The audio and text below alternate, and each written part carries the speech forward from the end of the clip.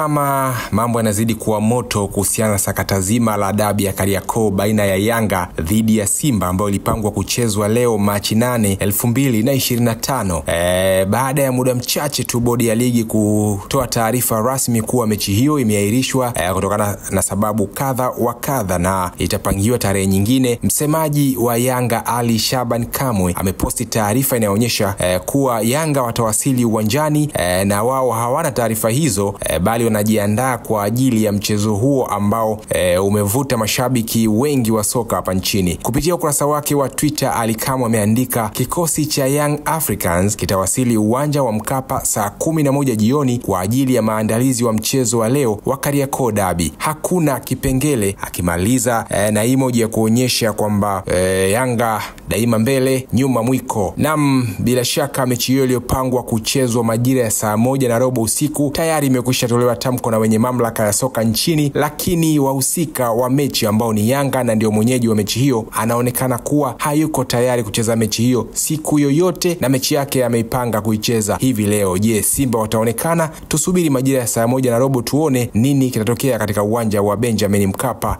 jijini Dar es Salaam.